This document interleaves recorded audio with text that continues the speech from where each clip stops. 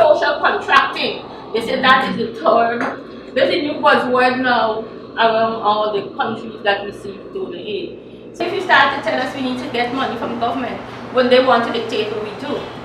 SIMONE SILLS, Executive Director of the National Coordinating Coalition, was addressing a large group of NGOs gathered at the Cara Lodge last Friday.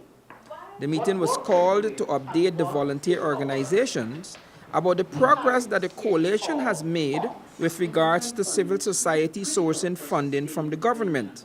There needs to be a process that's open, that's transparent, that any NGO, regardless of where you are on the map in Guyana and what you do, should know this is the process.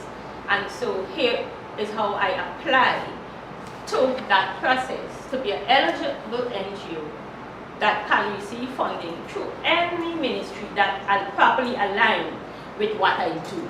SILLS and her team drafted a document that spells out the approach that the NGOs will have to take in presenting their cases to the government. Individual NGOs took turns reading the draft.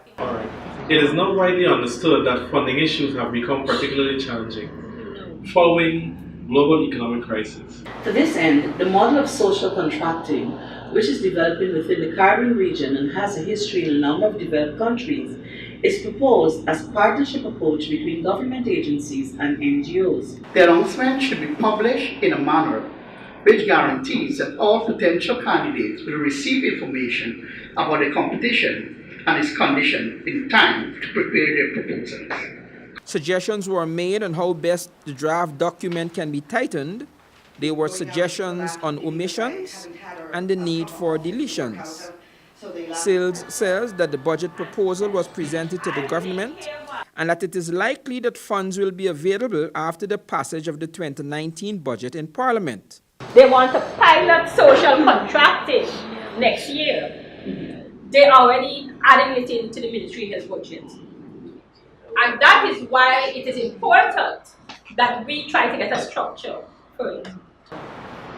We know this is something that we have to do, so it's going in the budget. For Channel 2 Headline News, Wendell Jeffrey.